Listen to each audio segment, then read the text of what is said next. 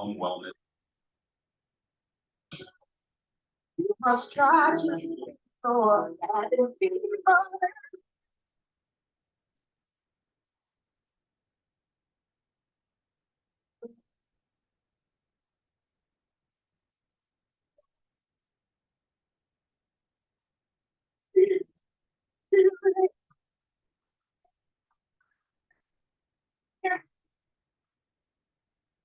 Good afternoon, everybody. This is Dr. Duncan McCollum coming to you live from KSCO Radio.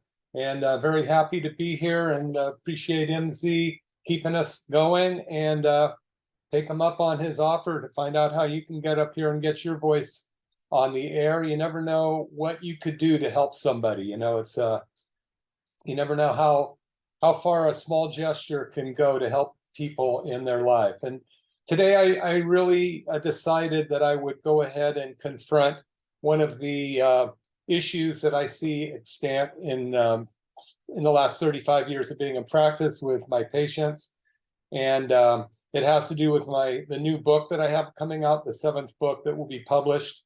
I've alluded to it. It's in the New Hope series. I have New Hope for Sciatica, followed by Turn Back Your Biological Clock. The next book I have coming out, it's still in the writing, but it's very, very interesting for me, is called New Hope for Sex After 60. So hang on, put on your seatbelt. We're in for a ride. It has to do with life, you know, and where you are at this point in your life today. So a lot of things have transpired over the last 5 years with stresses in life and all of these threats that to our survival in many different ways, and recently the fire and now the flooding in Santa Cruz where we live. And over since January this year, I've had 3 patients have serious life-threatening conditions, being in the hospital. I've had friends of patients pass away, personal friends pass away. And you know, it's kind of one of those things, like, you just don't know how much more time you have on the planet. Life is short. There's a lot of things that we can be upset about or disgruntled about, but it actually, you know, tomorrow it may not even be important tomorrow. You have something that occurs in your life, like, you know, a life-threatening disease or condition, a friend or family member, your house being washed away, flooding, these kind of things. It really humbles us to understand that, you know, sometimes the small things in life are huge. In Tina Turner's song that she just played, you know, what's love got to do with it? What is love but a secondhand emotion? What's love got to do with it? Well, you know, who wants love when your heart can be broken? But, you know, some of the greatest things that have happened in this planet have come out of there. You know, in my book, I talk about Helen of Troy and the face that launched 1,000 ships, and, you know, a lot of the different things that have brought us to a point to where we are today. So when I turned 60 years old, almost 7 years ago now, it was a pivotal time in my life.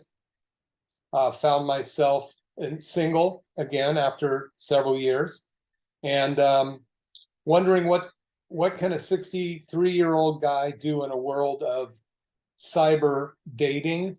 And you know, it was right during COVID as well, and it was concerning. And you know, but then a few things happened that you can read about in the book later. But what I realize is, you know, happiness comes through a healthy body. You can't have a good relationship if you're not healthy. You can't have success in business for too long if you're not healthy. So I started to look into the 3 different stressors in our life that can affect our health. And of course, it's mental, physical, or mental, spiritual, mental, emotion, and spirit. Physical, and that can be from your nervous system to being hit by a car, you know, breaking a leg, other kind of things that can cause you to not be able to move around on the planet. Chemical, The chemicals, we now know that there's 114,000 chemicals dumped into our environment since man started creating these things. We also know that we spent $574 billion on medications in the United States in 2021 and $4.3 trillion on healthcare since just last year, or 2021, that is. So health has a lot to do with it. It has a lot to do with your ability to give. And that's what a relationship is about. It's about giving. I forgot to bring in my favorite book. It's at the office. I have it memorized though. And it's the book title is The True Source of Success. And it's a pretty large book, about 12 by 8. But it talks about success. And if you want to succeed, you just open it up. And the book consists of one word, and that word is serve. So by serving others, you become happier and more successful. So, but anyway, getting back into my story about, health and sex after 60, it just means life after 60, really. So I'm gonna go into my book a little bit here. I'm gonna share the screen and read a couple parts of it. It will be out hopefully by the mid part of this year. So I'm just going to start with a couple tributes I have. One is called Imagine. John Lennon's release of Imagine in 1971 produced a dreamlike, surreal fantasy of a perfect world in the eyes of the beholder. It was a time of war with much unrest and protest erupting in the youths of the day, which was my generation. In 1965, the Byrds released their version of Pete Seeger's song, Turn, Turn, Turn, which promised to everything there is a season. But did you know that those lyrics date back 2,000 years and can be found in the Bible, in the book of Ecclesiastes? And what of Joni Mitchell's song, Both Sides Now, where she tells us that I've looked at clouds from both sides now, from up and down, and still somehow it's clouds illusions I recall. I really don't know why at all. And finally, Cat Stevens in his song Miles from Nowhere, he illuminated the idea that, Lord, my body's been a good friend, but I won't need it when I reach the end. So many songs of the days gone by have created in us a love and a lust for fantasy and dreams of great lovers, amazing wealth, and even exotic, if not erotic, adventure. Yet today, many of us find ourselves imprisoned or trapped in withering bodies whose get up and go seems to have got up and went. Where our get up and go has seemed to have got up and went. But worry not, there is hope. Please find in the pages of this book the many tools needed to unlock the doors of restoring your health and even the keys to turning back your biological clock, which is a book of mine. Consider day to be your new beginning. Get ready to enjoy the rest of your amazing journey called life and the love and happiness that is there for you to experience. So I think that when we take a look at the fact that 50% of all marriages end in divorce in this country, that's pretty amazing. We're rated 47th in the world for health. 60% of us are diabetic or pre-diabetic. 80% of all bankruptcies have to do with a medical problem, and 50% of those people have medical insurance, yet it doesn't cover the infirmities that come about by an unhealthy body or environment. And again, 50% of the marriages in this country end in divorce. So what happens along the way?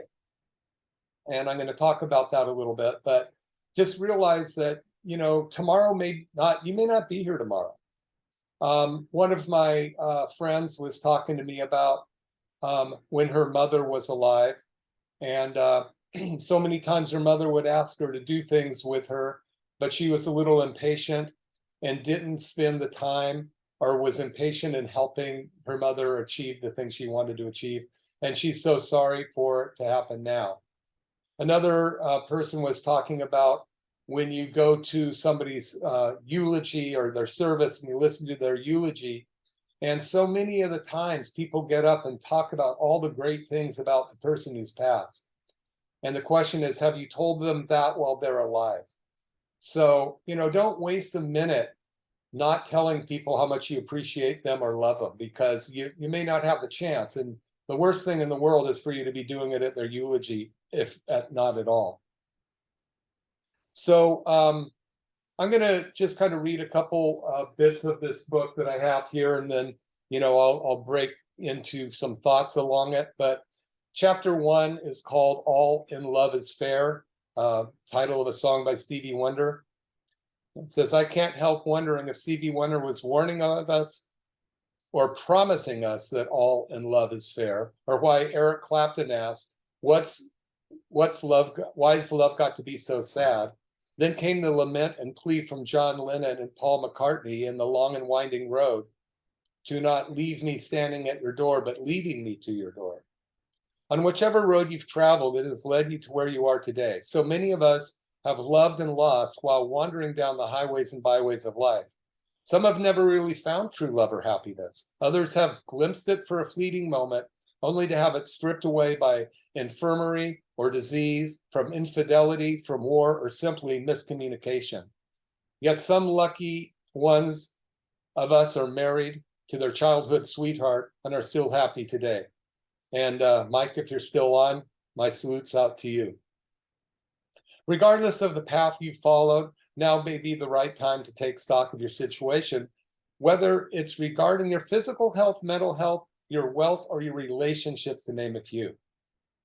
If you are going to be interested in reading my book, you may be a male over 60 years old, feeling the weight of what time and gravity can do to your body, as well as what ill health, medications, street drugs, alcohol, and chronic disease can impose on your body. Or perhaps you're a female who has been wanting to build a better love life with your spouse, perhaps looking for clues on how to find and develop or improve a meaningful, loving relationship, or possibly seeking to restore your body's youthful exuberance, which would allow you to feel ready to partake in such exercises and activities. To be frank, who's to say how long someone should stay sexually active or whether it's healthy or not? Why do some couples enjoy a long, happy sexual activity, active life together, while others couples just grow old, having left that part of their relationship dormant or non-existent? Let's not forget about those folks who haven't quite figured out how relationships work, and to date have spent what they fear to be the best parts of their lives looking for love in all the wrong places. So I want to speak to that for a minute. Love or sex is one of those things that, you don't talk about it too much. But there's so many people out there that are wanting for a relationship. I remember about a year into COVID, one of my patients that I hadn't seen since COVID started came in. She was a woman in her early 50s. She had not come in because of COVID, stayed, isolated, but woke up in so much pain one day she had to come in.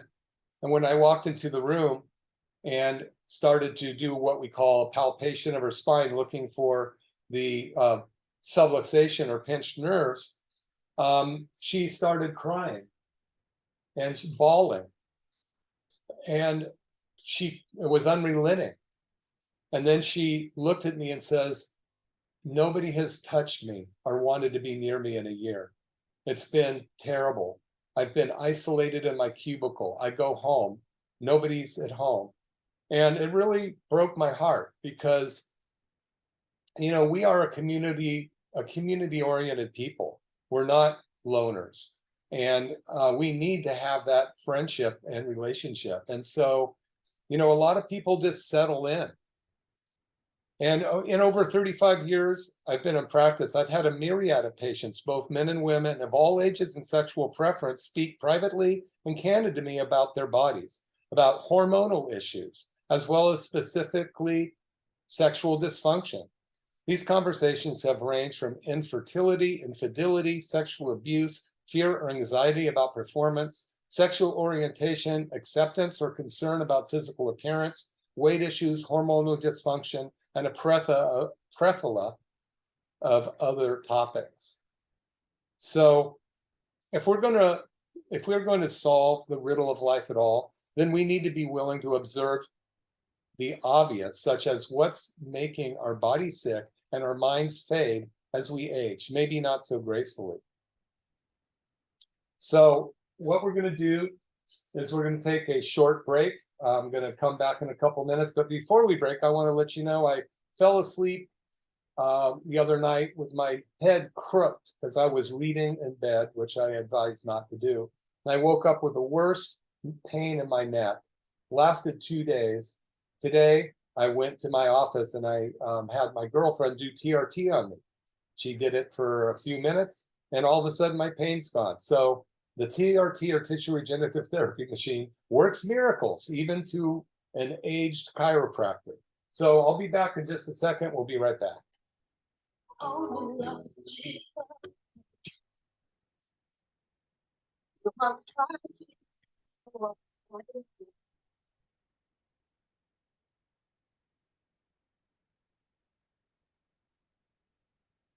Hi, this is Dr. Duncan McCollum, and I have this amazing patient, Gayleen, here, who walked into our office, well, barely walked into our office, and she'd had a lot of attempts to try to fix her health, and she's had some tremendous changes here. So I was wondering if you would like to just tell our audience about that. Well, like Dr. McCollum said, I came into the office in December, hardly able to walk and bent over. And within 3 visits, I was standing up straight, walking. I couldn't believe it. That's never happened to me before. It's been a very rough road, but we're getting there, and I'm very grateful. Yeah, and you had 2 back surgeries as well, right? Yes, I did. Yeah, in 1995.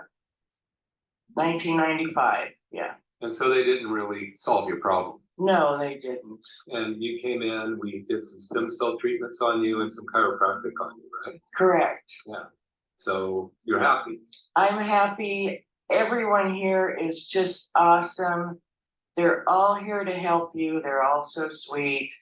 And I'm glad I came here. Thank you so much, Gayleen. And I just really appreciate you being here as well. You're such a pleasure when you come in. Thanks. So you should listen to Gayleen, see if we can help your health. That's right. Anyone that needs help, please come in. Thank you.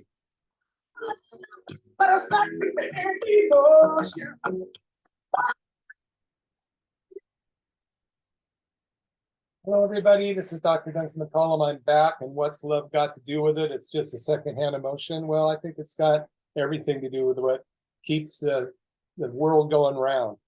So we're talking about relationships today. We're talking about aging bodies. My book, New Hope for Sex After 60, is not yet published, but it will be out hopefully this year. And I've been working on it. It's been a really fun book to write.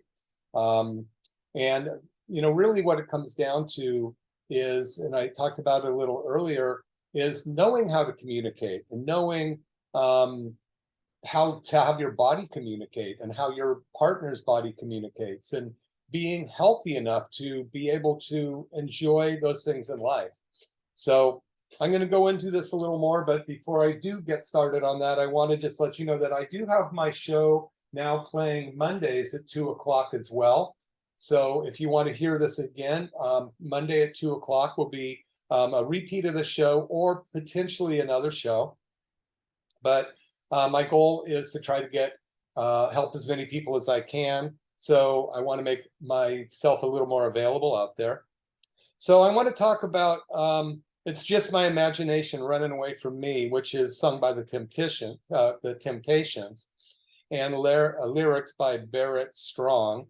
But, you know, imagination is so amazing. You know, what makes one person attracted to another person where a third person wouldn't have attraction to either one? What is it in us that creates this desire, this love, this lust to want to move forward and create, whether it's in the arts, whether it's music, whether it's some kind of theater, or you want to be an inventor.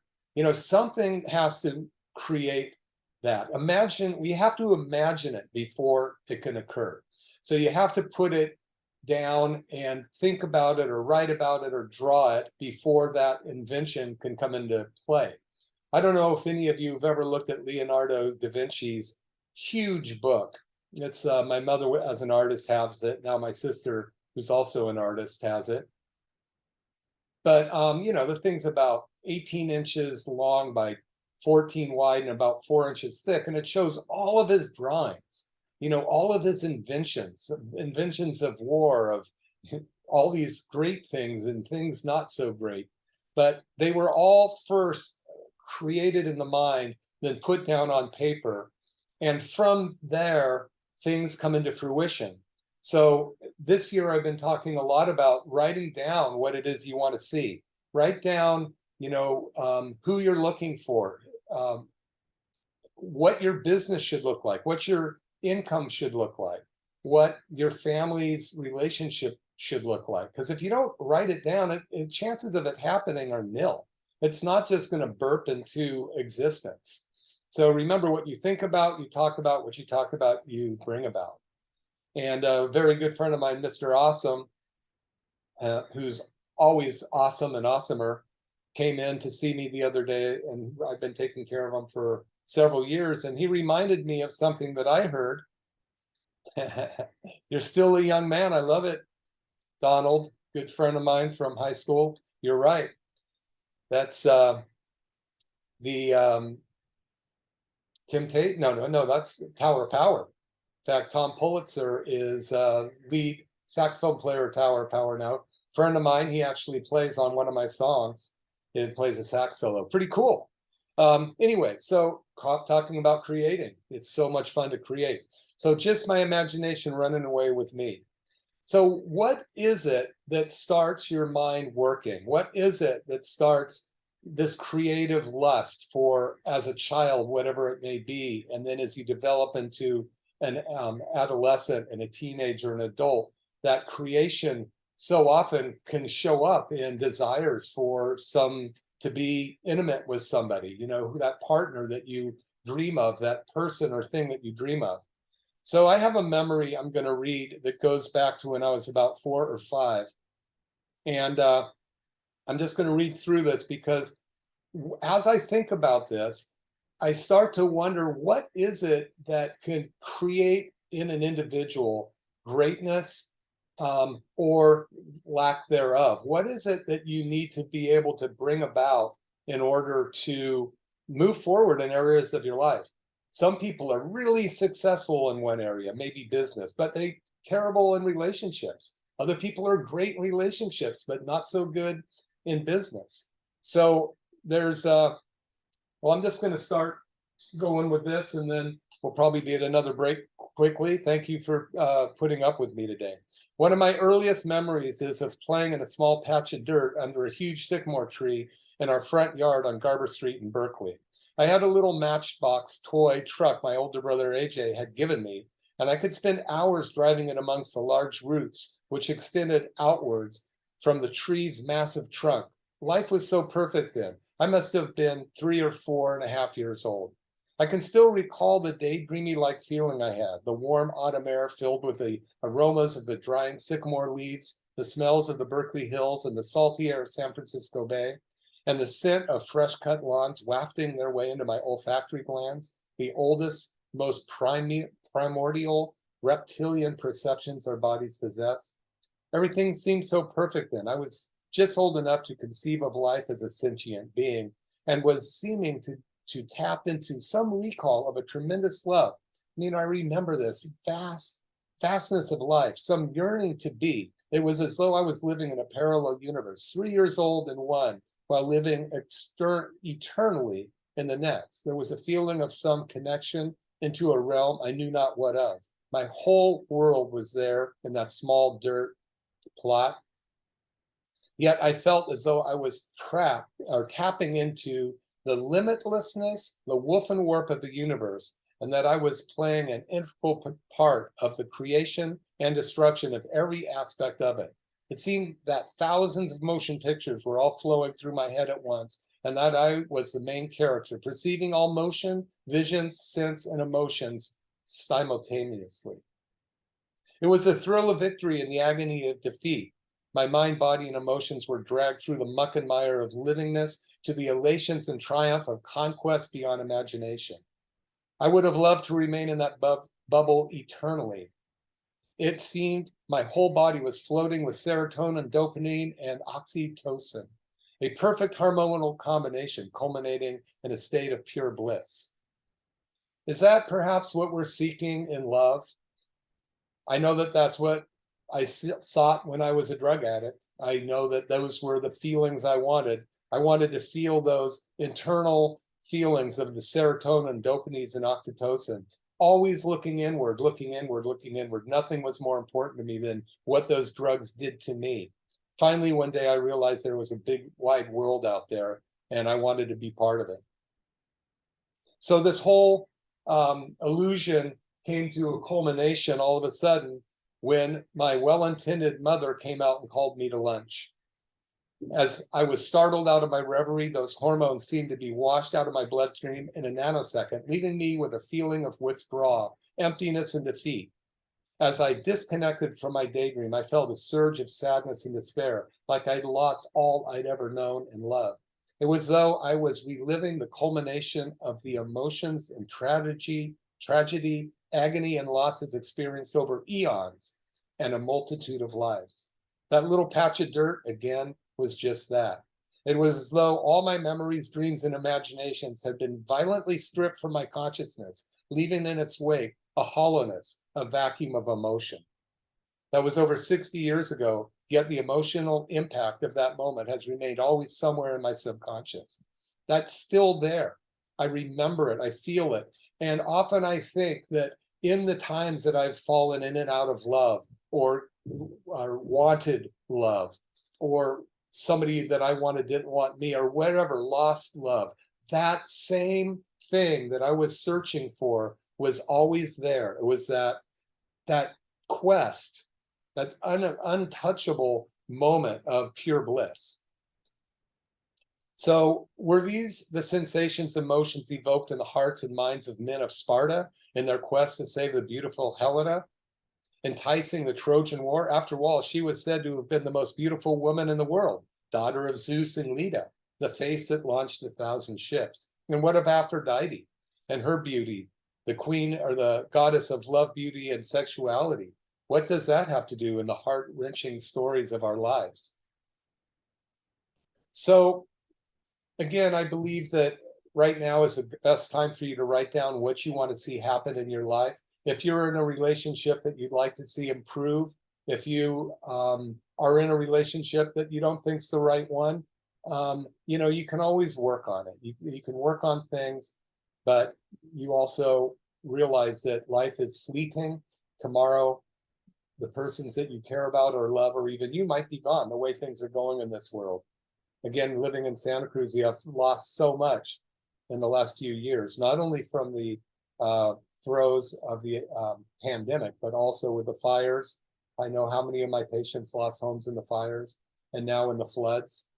And it's time to, in my mind, go back and decide what it is that we want to do with our lives. So, I'm going to go through a little bit of a history, because we are a culmination of everything that every decision we've made, every decision that's been made for us, every circumstance we've put ourselves in, and the circumstances that we've been put in. That's where we are today. So, when you look at the path less traveled, regardless of which path you follow to get where you are today, if you long for a better, more fulfilling future, then you may want to take assessment of 3 areas of your life, all of which will be discussed later. And that's when I go into, the stressors of life. So anyway, I'm going to read another little portion here of the way the world, or kind of the history of love life in our country, if I can find it here. Tell you what, let's take a short break and I'll come back with that piece of data for you in just a couple minutes. And this is Dr. Duncan McCollum. I'll be back with you shortly.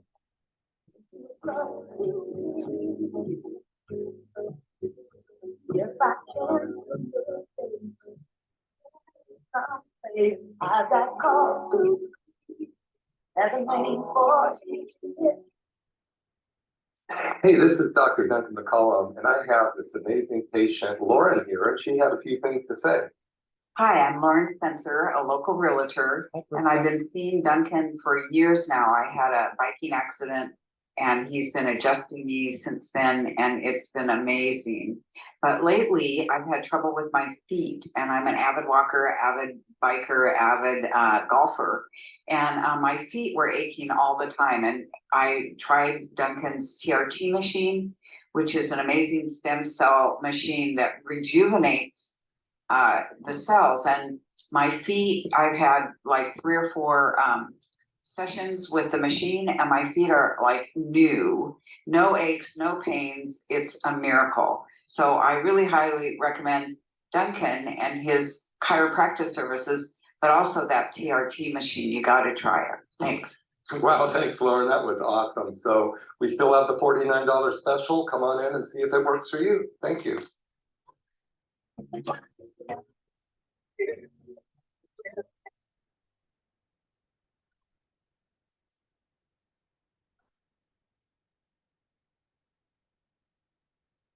Wow, the great Tina Turner. What's love got to do with it? A secondhand emotion, and it makes the world go round. So anyway, this is Dr. Duncan McCollum, McCollum Wellness Radio, and I'm so happy to be here today. By the way, you can catch this show Monday at 2 o'clock now, KSCO. I am now Saturday from 1 to 2 and Monday from 2 to 3. So I'd love to have you jump in and let other people know about it. The stem cell machine, the TRT machine, is remarkable. We had a woman this week come in who had surgeries on her spine, metal in her low back, metal in her neck. They surgically implanted a stimulator in her back, in her mid-back, or thoracic spine, so that it could constantly distract the nerves in her low back. The only problem was that machine that they put in caused more problems. They tried to fix it again, finally took it out. She came in to see us, and it's amazing. I tell my staff, it's unbelievable some of the people that we're getting in that have been in pain for so long with no hope. And we did a stem cell treatment on her, and she walked up to the front, basically tears in her eyes, and just said, I can't believe it. I have not been out of pain in 20 years. And so it's worth a try. It's amazing. It's just sound that comes out at 3,358 miles an hour. It goes through healthy tissue without touching it. It hits the unhealthy tissue and provokes a response to tell your brain to go fix the area. It brings in your own stem cells, creates new blood vessel growth, and pushes out the toxic chemicals that cause pain. So it's worth a try. Could change your life. It changed mine. Even today, I had one done because my neck was sore, really sore. Okay, so here we go, back with my show. We're going to be talking about new hope for sex after 60, but it's new hope for a happy relationship. And you have to physically be in good shape. Do you know that every one of the nerves in your body has to do with sexual function? You have 12 cranial nerves. Every single one of them are involved in it. The first one is smell. Smell has a lot to do with it. Eyesight, movement of the eyes. Those are the first 4 cranial nerves. Then you got movement of the mouth and tongue, smiling. You get down into the organs with the 11th cranial nerve, the vagus nerve, that turns on and turns off those organs. And then the 11th cranial nerves, hands and muscles of the hands and neck. It goes on and on and on. Mid-back has to do with your sympathetic nervous system. The lumbar spine has to do with all the nerves that go to all the erogenous zones. And if your nervous system isn't healthy, you may or may not feel pain in your spine. But if one of those nerves, one of the 31 pairs of spinal nerves or one of the 12 cranial nerves has any dysfunction, it's going to affect your life and your health and every part of that function for you. Chemical, the chemistry of your body is so important. There's 114,000 toxic chemicals dumped into our environment. 250 tons of poison chemicals dumped on the planet every year. Our endocrine system, our hormones get overridden by these toxins to a point where our hormones don't work. The cells are toxic. Bad genes get turned on.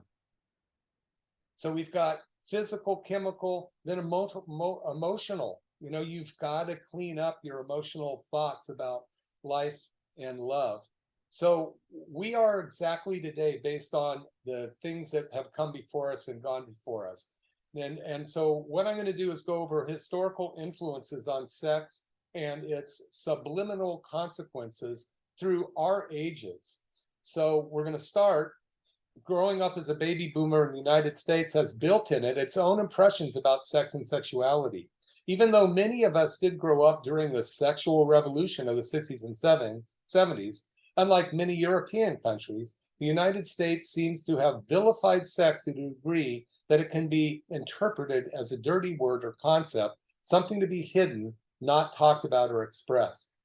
Echoes of the chastising Victorian age, which were from 1837 to 1901, coupled with Sigmund Freud's widely populist premise that sex was the apparent root of all evil, the thought of even speaking about sex has been shunned in public and considered dirty or inappropriate. So you have a subject that has been taught for several generations to be hidden, not talked about, inappropriate, and that's come down through the genetic mental DNA and teaching from generation to generation. Then the deprivation of the depression has taught us, that generation, to work hard, frugally save money, and to cherish family and community, and to be loyal to the institutions, traditional religious faiths, and other common bonds, which that generation considered to be the cultural foundation of our country. Yet through it all, pinup girls' calendars were nailed to the walls of mechanic shop bathrooms, while Playboy centerfolds were either tacked to the walls of teenage boys' bedrooms or shoved in hidden spots of their bedrooms to be viewed and dreamt about in private. Eventually, conservative appearances of role models, such as Mrs. Cleaver and Donna Reed, were being replaced by images of Brigitte Bardot, the French actress who starred in the 1956 blockbuster And God Made Woman. In 1966, a supermodel Twiggy was named the Face of 66 by the London media, and soon Twiggy Mania was a fashion of the swinging London scene. Shagadelic, baby. The media seemed to promote the thought that beauty was only skin deep, while the ad agencies were capitalizing on the realization that sex sells. The 1960s endeavored the sexual revolution, where all hell broke loose. Gone was the conservative concepts that the women belonged in the kitchen and the only worthy wife was one to be a virgin. Women were wanting independence and were seeking equality with men. This included freedom of choice. The pill became widely available and removing the fears and stigma of unintended pregnancy, and was purported to allow for promiscuity and feared to be the breach of the moral codes of the greatest generation. And then came Woodstock, 3 days of sex, drug, and rock and roll. And with that pandemic spread like the mind-altering drugs like LSD, uppers, downers, marijuana, and alcohol, which added to the free sex theme by taking away inhibitions, cautions, or maybe common sense. Our country was at war, not only in Vietnam, but right here on our own soil. Bloody Thursday took place on May 9th, 1969 at Berkeley's People Park, where protesters or hippies were tear gassed, beaten, and even shot with buckshot by the local and National Guard. Kent State bloodbath followed a year later on May 4th, 1970, where National Guards killed 4 more kids. The draft was in full swing, and our brothers were either going to college, going to war, or escaping over the Canadian border. Many families suffered. It's not our war, kids were crying, as our sons and brothers were dying abroad in a land so foreign and odd that even those who made it home struggled to survive today. Many survivors of these times still suffer today, 50 years later. The post-World War II years of economic growth and the all-American age of innocence was being replaced with the rude awakening of the me generation.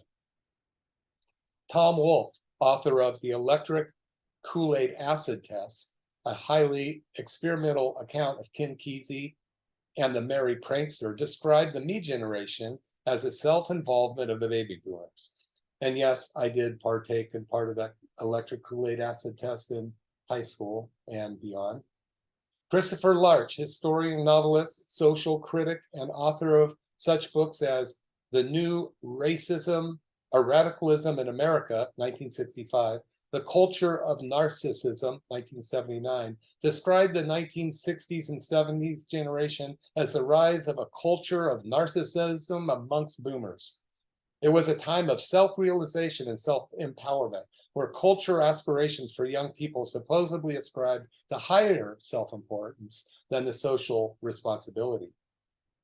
A summary of the culture of narcissism posed that since World War II, post-war America has produced a personality type consistent with clinical definition of pathological narcissism, consistent with a clinical diagnosis of narcissistic personality disorder. But at least back then, the youths of the day had a cause, a purpose. It's Not My War was the amazing music that came out of the 60s and 70s still speaks the truth. What if the last few decades, which followed, many of the kids I know grew up wanting something to rebel about, but had no real monolithic target, such as war, to rally around. Then came the advancement of computer games with questionable content. The communication skills of the youth has dwindled.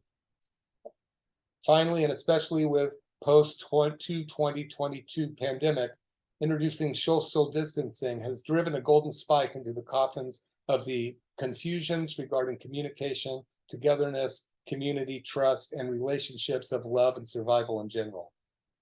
Today, most dating is done online, gobs of sites showing the best parts of everybody.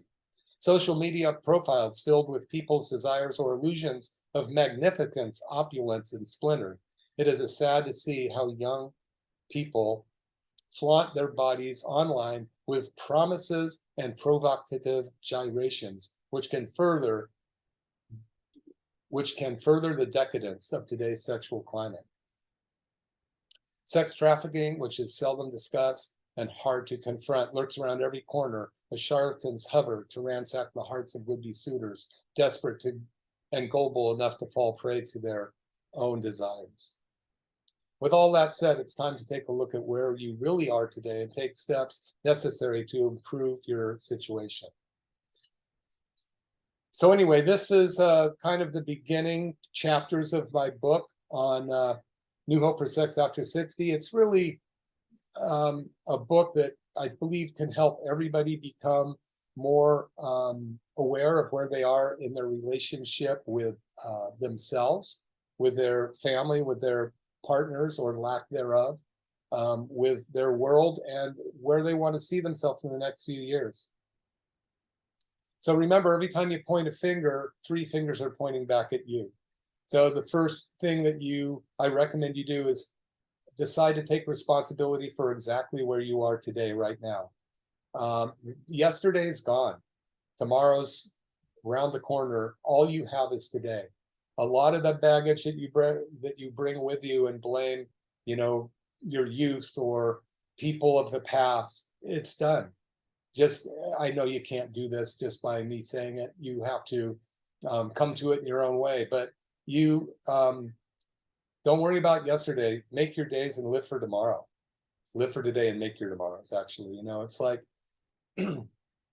I see so many people right now that are barely getting by with their life and their health. They come in crippled at all ages, either from car accidents, drugs, work, bad diets, pesticides. It's, and most of them are just waiting to eat their next meal and watch TV and go to bed so they can get up and do it again. But it does not have to be that way.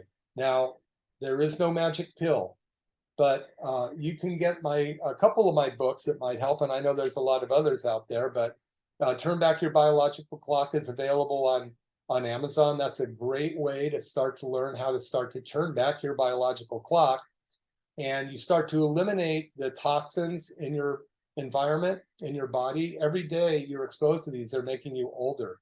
Your cells regenerate all the time. The stem cell machine, or the TRT machine that we have at our office, in which I promote on the show, actually pulls your own stem cells that are lying dormant in your long bones of your body and draws them to the site of application of the TRT machine. And by pulling in your own stem cells, it will regenerate that part of your body. So, stomach cells last 5 days, muscle cells last 90 days, heart cells last 120 days. Your body is constantly being regenerated. And if you have a bad, weak cell replicating, what are you going to get? Another bad, weaker cell, and probably weaker than it is the one that begot it. We know that heavy metals come down 4 generations through mom's umbilical blood. They get put into the babies through the fetus. 278 chemicals have been found by the environmental work group. What's this have to do with it? What's it have to do with love? Well, number one, you have to look in the mirror and decide, take a look at yourself. It's funny to me, in a sad sort of way, and I probably do this myself, to sit there and look at some physical being who's very attractive and go, that's what I want. I want somebody that looks like that. How shallow is that? Well, go look in the mirror and go, would they like somebody that looks like you? I'm not saying you have to be a supermodel or, Mike Marvel or Olympus, right? You just need to you have to feel good about yourself.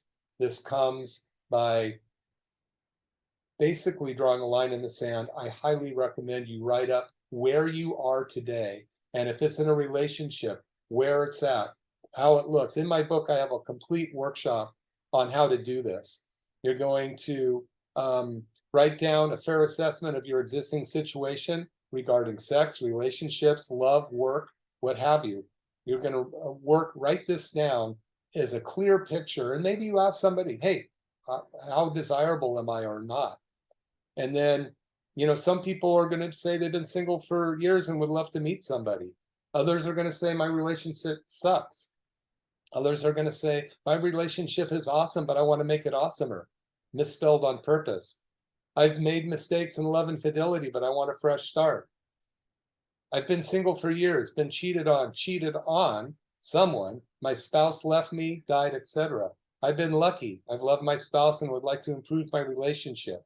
I feel terrible, look terrible, and have health issues which stop me from creating a relationship. I have never found the right person.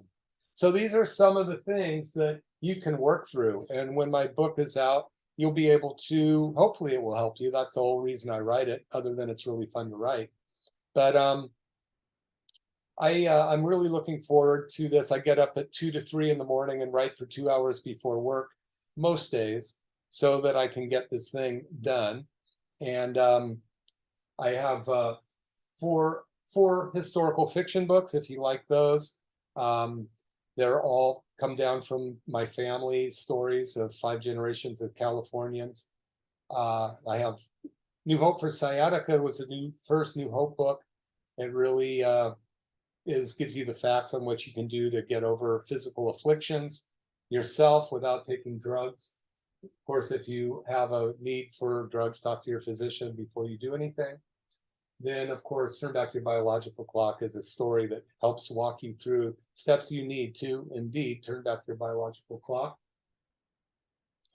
So the new book is New Hope for Sex After 60, although it's good for all ages. And I sure hope that you find it enjoyable when it does come out. You can always, email me at info@McCollumFamilyChiropractic.com if you have any comments or have anything that you would like me to talk about on the show. I'm so happy to be here still. KSCO is alive and kicking. Dave Michaels is on the helm there. I appreciate him. Had a nice meeting with MZ the other day, and really great to see that he is flourishing and enjoying his radio station. He's taken the reins back over himself, and I highly recommend that you take advantage of it. If you have something to say, people probably need to hear it. So life is short. It is what you make it. Don't wait for tomorrow for the day to begin. It begins today. There's a song in there somewhere.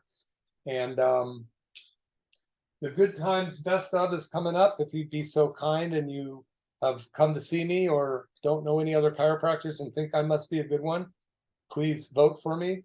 Best of good times. You have to vote for 25 different spots, I think.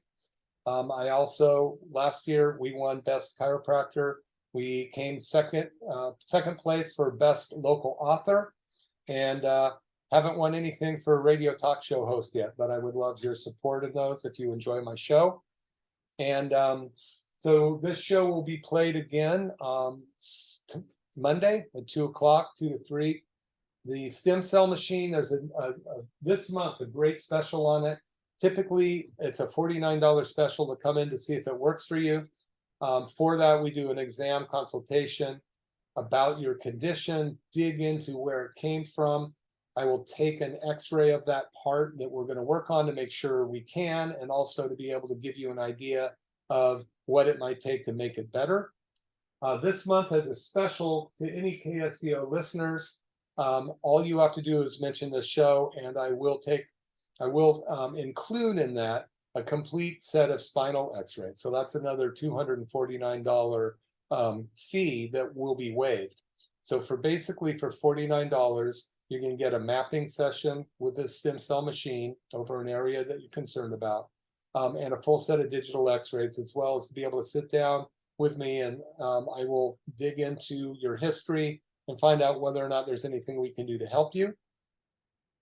Our office, we have a new doctor there, Dr. Taylor Pascal has joined us. Great guy. I went to school with his dad, second generation chiropractor, very, very good at what he does. And we have an awesome team. So I'd love to have you there. Again, please vote for me. Best good times, best chiropractor, author, radio talk show host. And if there's anything that you need me to talk about, let me know. info@McCollum Family Chiropractic. You can listen to these at my podcast, McCollum Wellness Radio. So Spotify and Apple, wherever podcasts are, McCollum Wellness Radio. There's over 100 of my shows on there. You can also go to Dr. Duncan McCollum YouTube and see them all in face-to-face, because I do record them face-wise on Zoom. So you will be able to watch this whole show with me speaking right at you. So we're about to close up the day. What's Love Got to Do with It by Tina Turner? Everything.